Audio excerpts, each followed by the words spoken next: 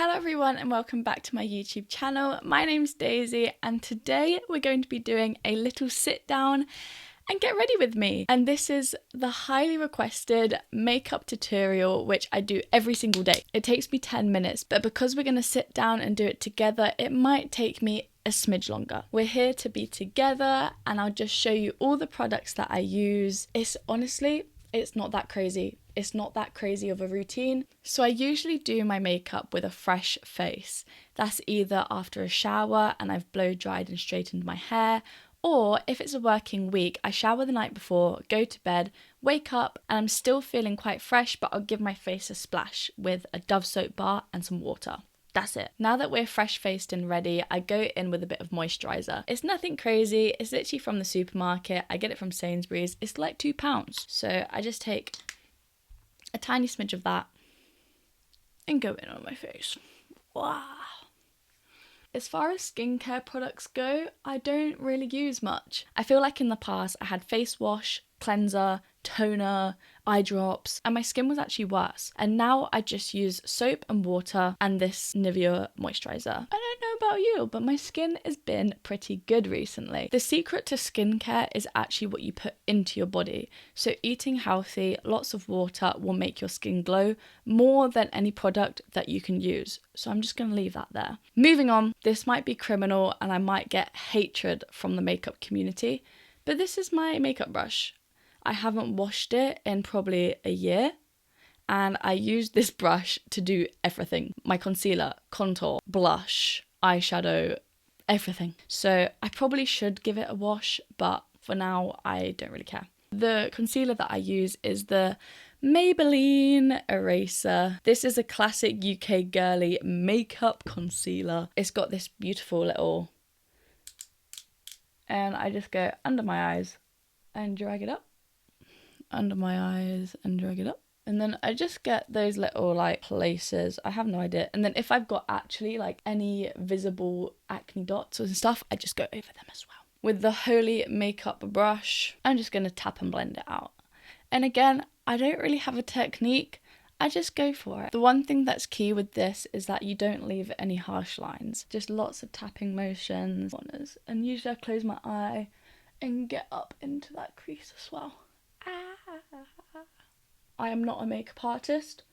I've just been doing my makeup every day for a hot minute. I remember though when I was like 13, I actually started my YouTube channel back then and I was a proper Zoella Chica. I wanted to post makeup videos. Bless her soul, I was a 13-year-old little baby and she just had a dream, which clearly stuck because here I am again doing a makeup tutorial. So I think doing my base is my least favourite part of my makeup because it's just like, get me onto the eyeliner. I want to do my eyeliner all day, every day.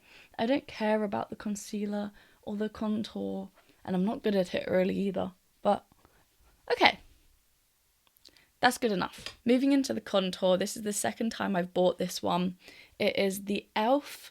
Halo Glow Beauty Wand. And again, it's one of those little pressy ones, and this is shade medium tan, and I just go along my cheekbones, that bit, my forehead, that bit, and kind of make like a little sucky face. And I usually go down my nose as well, and under there, and under there. I don't know why I do this. I don't know why I do this, but I feel like I saw it on TikTok or Instagram and I just kept doing it. And with the nose contour, I'm not very good. This brings up an important point because I used to be so insecure of my nose that I used to try and contour it so much because I hated the shape. I like this side. This side has always been nice, but this side I had issues with. It's insane to me now talking about it because I don't see it. I don't see what the problem is. Actually, I do know. Because I went to therapy over it. When I was in year 5, I was on the playground. I was telling my friends, look what I can do. I can do some yoga position. So I get onto my hands and knees and put my elbows to my knees to balance, and I full on face plant the concrete and I broke my nose. I've got a little picture here with my little torn up nose, and I never went to hospital or got it fixed. So when it did heal, it healed with a little kink. And as a kid, that was not an issue to me. I did not care about it because there was no such thing as beauty standards. I was a kid and that was it. However, when I got to secondary school, so I'm just like brushing all of this contour out. When I got to secondary school, year 7, fine. I still hadn't noticed that my nose was a bit wonky, and then we head into year 8 and 9 where I start to feel it. I noticed that people around me started wearing makeup. In photographs, you would take some photographs with your friends. I saw pictures back of me and I really hated the way that I looked in photographs. And I had a really gorgeous set of friends, and if you ever see this, I still think of you daily. But my friends were gorgeous, like they really, really were. But they were my baseline comparison to show myself that I wasn't like them. I really took it personally because they were gorgeous and I didn't feel as gorgeous as they were. I started struggling with the way that I looked in photographs,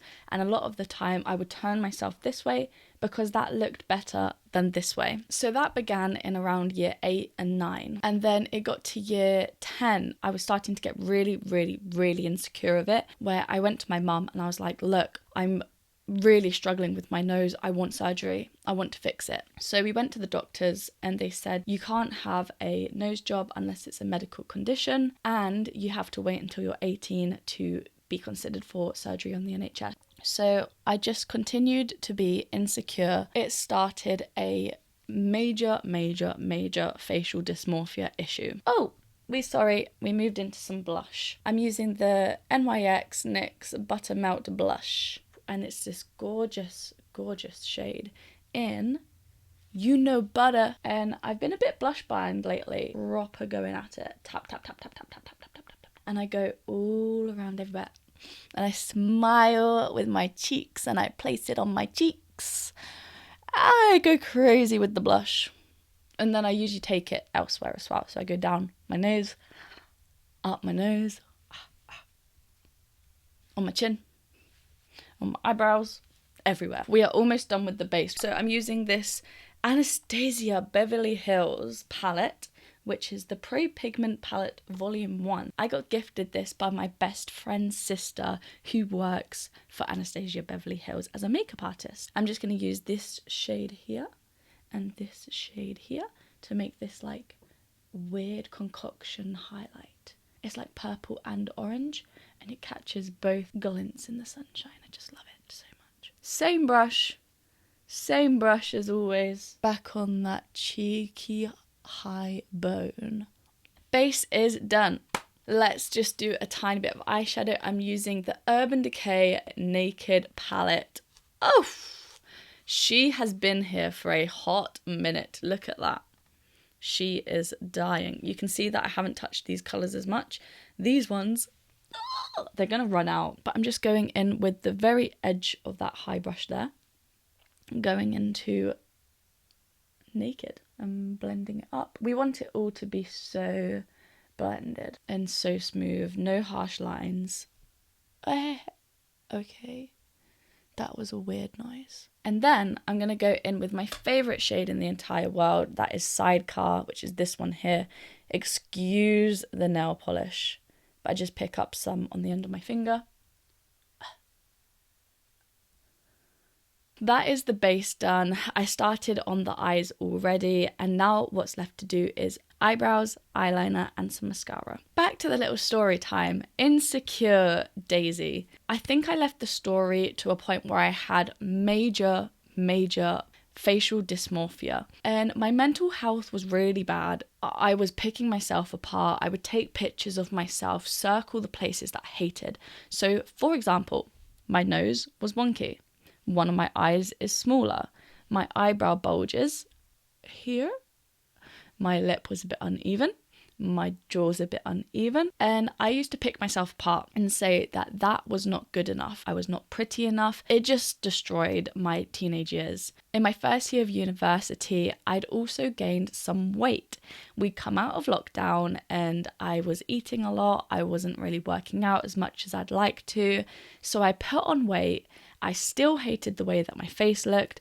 That was a concoction for depression and anxiety. This is the eyeliner that I use. This one is actually from Thailand. I got it in a 7-Eleven. It's just one of those eyeliner pens. I do this little crisscross because I'm filming and using the mirror. From the base of my eye up to my eyebrow. And then we take that tip you've created and run it down, down, down, down, down, down to that inner crease. Can you see? One swoop. And now we're just going to kiss it in. Kiss, kiss, kiss, kiss, kiss. Connected. And now we just fill in the gaps.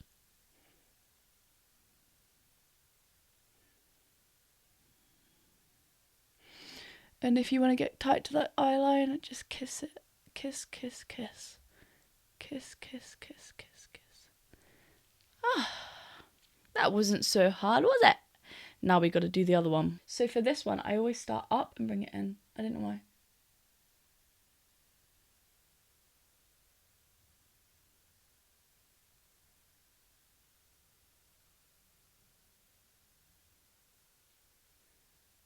One swoop. And now kiss, kiss, kiss, ay, kiss, kiss, kiss, kiss, kiss, ay, and fill in the blank, ay. We did it! Sometimes I bring the eyeliner in to give myself a little cat look, but today we're not going to do that. As I said, that was from Thailand, but I'm not in Thailand, I'm in England. I just went out yesterday to get my UK alternative, which is the NYX Epic Ink liner. And this is what I'll be using as soon as that one runs out. As for mascara, I've been using the same one for over a year now, which is the Maybelline Sky High Lash Sensational. And we're just going to put that all over the lashes. That was a big long story time about my insecurities, but what's most important to me now is how I got over that and how I got through facial dysmorphia, starting to find beauty within myself and to get to a point where I genuinely love myself. I really do. And actually the last thing to do, I just forgot, is my eyebrows. So again, you can tell that I love this brand, NYX pencil, and I'm using it in the shade Chocolate. So there's a lot of factors that went into me recovering from my anxiety and depression and body dysmorphia. It started in my last year of university. I was extremely suicidal. I was ready to throw the towel in and give up. I had the summertime approaching. I didn't want to stay home that summer, so I found something on TikTok that was called woofing. I found a farm in Greece that took volunteers on to work at the farm, feed horses, muck pick the fields. They were called the Friends of the Styrian Horse. That was the last bit of money I had for the whole summer, so I booked my flights, and then once you get there, you are self-sustaining. You get provided shelter, food, water. So yeah, when I was on this farm, I really learned how to be alone. Be alone with myself, be alone with my body and my face. My daily tasks include waking up at around 6 or 7, muck picking the fields, water, hay. And then at lunchtime you went and watered the horses, gave them water. And then in the evening you'd start again where you would muck pick, give them hay, give them water, and do any farm and DIY chores. So it was really intensive. I was working on the farm, I was eating in season. There was no junk food at this farm. It was very much vegetables, oils, Greek food, and it was all home cooked. I ended up losing quite a bit of weight whilst I was out there. Whilst I was out there, I journaled a lot. A lot. I had to learn how to be with myself, process emotions. Me, myself, actually didn't matter.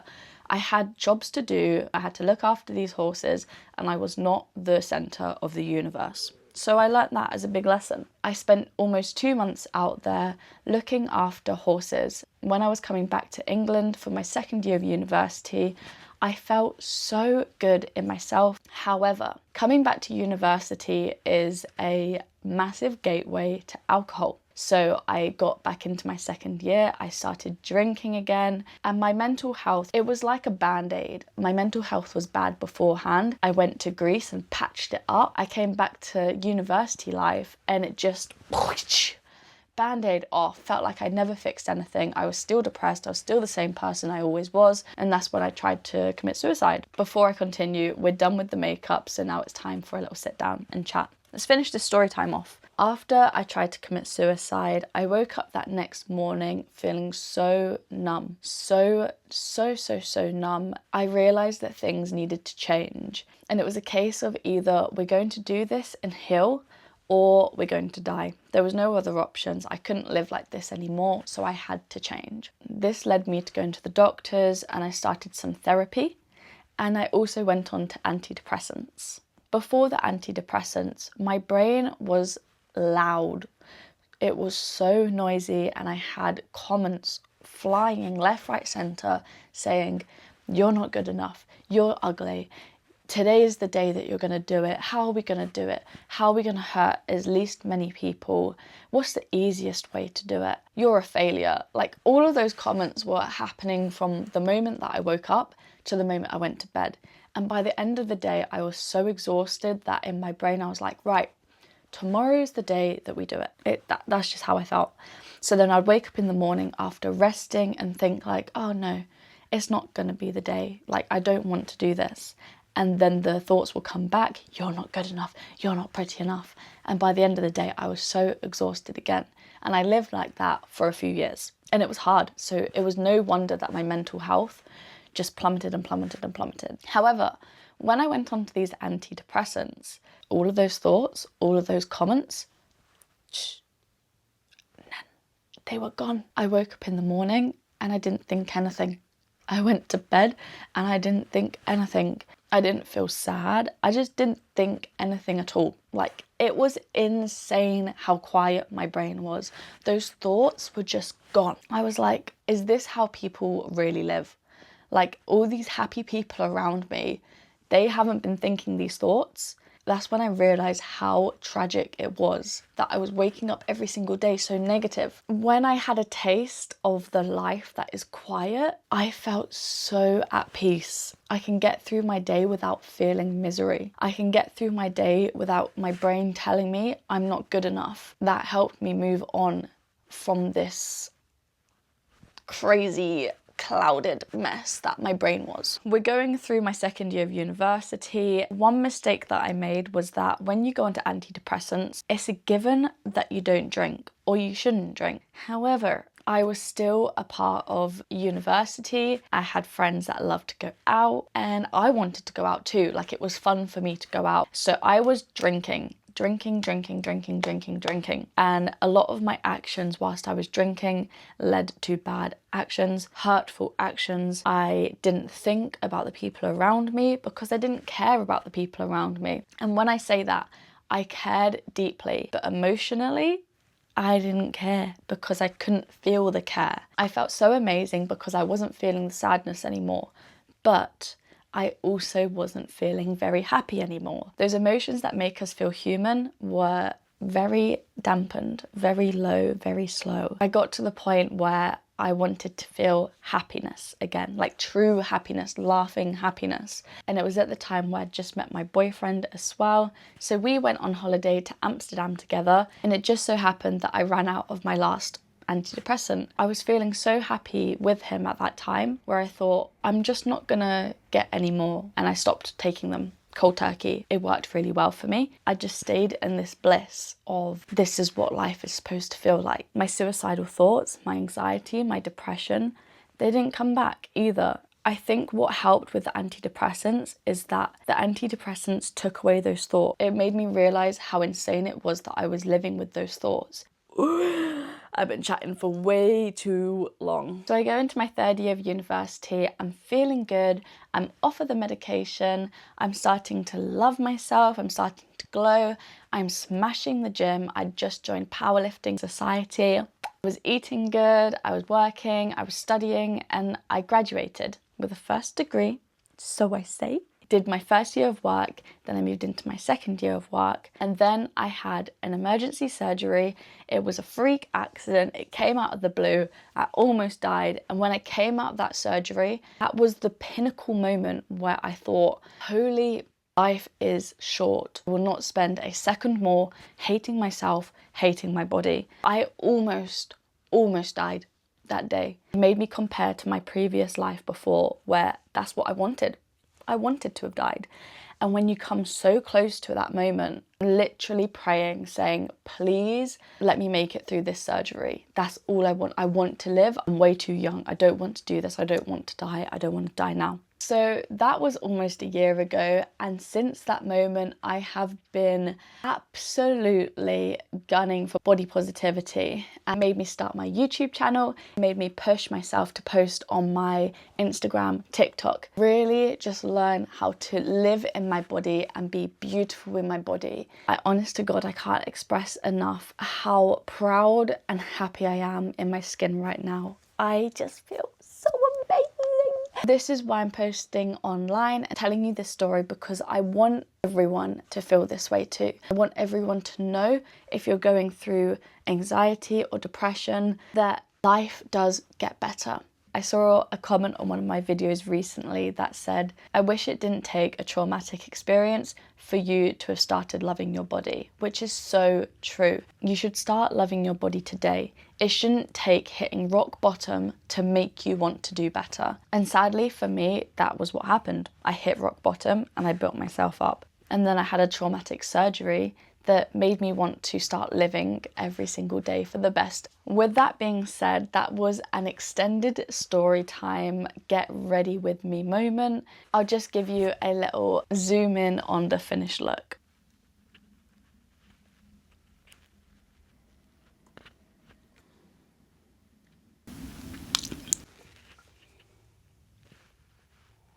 Whew.